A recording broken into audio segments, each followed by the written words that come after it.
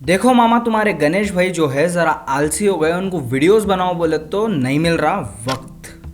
कोई बात नहीं, आज की कहानी तुम लोगों को मैं सुनाता हूँ, मेरे और गणेश भाई के बीच का रिश्ता। 2020 के लॉकडाउन के एक महीने के बाद अगस्त 4 तारीख को इन्हों मेरे को घर को लेके आए थे, इनके जन्मदिन पर। घर को लाने के अगले 4-5 दिन तो इन्होंने मेरे को यूज़ भी नहीं करे थे, कहीं बोल तो वाईफाई नहीं था। ऐसा फील हो रहा था मेरे को, कहीं को लाए रे भाई, एकदम बेरोजगार वाली फील दिए थे इन लोग मेरे को। मतलब डब्बे से निकला मैं, कुछ तो देख सकते, क्या कमी है मुझ में। मेरा परिचय लेनोवो आइडियापैड S145 कहा जाता है मार्केट में। और स्पेसिफिकेशंस की बात करें तो मेरे पास भी LPDDR4 8GB रैम था, 1 TB स्टोरेज था, 14 इंच का 1080p डिस्प्ले था जो एकदम वाइब्रेंट कलर्स देता था। फिर भी मेरे को नो यूज का रखे। इतना ही नहीं, 3 USB वाले छेद भी थे मेरे पास, लेकिन इस गरीब के पास एक पेनड्राइव नहीं था कि कुछ डाल कर देखे मेरे अंदर।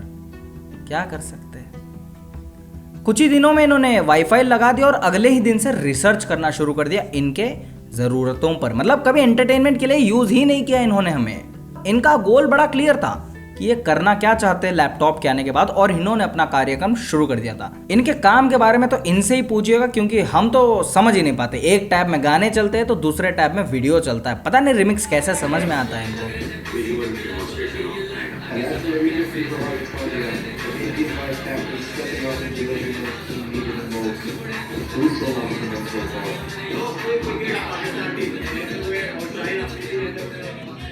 पर हाँ, इतना ज़रूर कह सकता हूँ कि मेरे प्रोफाइल के साथ इन्होंने छेड़खानी बहुत जल्दी कर दी थी। मतलब लैपटॉप लिए अगले 4 महीने में इन्होंने अपना रैम थोड़ा सा अपग्रेड कर दिया था और NVMe नाम का कुछ डाला था अपने लैपटॉप में। और ये पता नहीं कहाँ कहाँ से क्या क्या डाल देते हैं मेरे अंदर। मतलब कितने लोगों की अतरंगी शक्लें मुझे रखनी पड़ती है इनके काम के खातिर।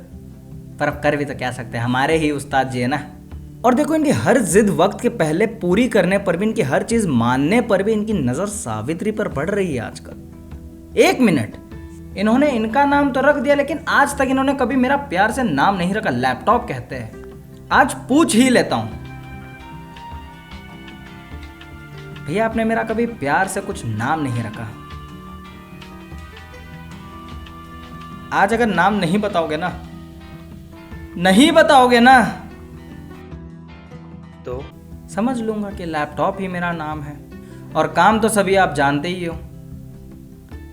कर देखे गणेश भैया ना हमें कभी ज़मीन पर नहीं रखते। मतलब शुरुआती दिनों से ही इनके पास टेबल नहीं था, तो इन्होंने कभी मुझे ज़मीन पर नहीं रखा। कभी गद्दी पर तो कभी तकिए पर। और बहुत ही जल्द इन्होंने एक छोटा वाला टेबल खरीदा था मेरे लिए, फिर एक बड़ा वाला। और गर्मी बहुत होने देते हैं हमें, कभी हमारे को ठंडा रखने का सोचते नहीं है। खुद भले ही टाइम पीरियड्स के साथ खाते रहेंगे, मुझे 24 घंटे खाना खिलाते रहेंगे और मेरे अंदर से काम करवाते रहेंगे, भले ही मैं अंदर से आग बबूला ही क्यों ना हो जाऊं। और सही बोल रहा हूँ, देखो मेरे बिना ना गणेश भैया एक दिन भी नहीं रह सकते। मतलब हम हैं तो वो है, वो है तो हम हैं, यानी कि 2 जिस्म एक रूह वाला संबंध बता सकते हैं हमें। क्योंकि भैया उनकी रोजी रोटी हम ही हैं, और हमारे बिना गणेश भैया ना कुछ नहीं कर सकते। बाकी सच बताए तो गणेश भैया बड़े प्यारे हैं यार। इनको कितना ही गुस्सा आ जाए, कभी हम पे अपना फ्रस्ट्रेशन नहीं निकालते। मतलब कभी गुस्से से हम पे हाथ तक नहीं रखा इन्होंने, क्योंकि इनको पता है कि मुझे अगर कुछ हुआ तो नुकसान तो इनका ही है ना।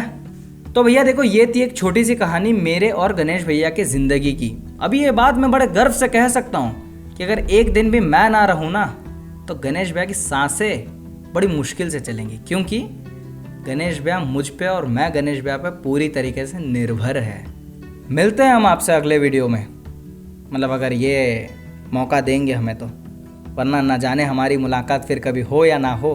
बस आप सभी लोग खुश रहो। मिलते हैं अगले वीडियो में। जय राम जी की।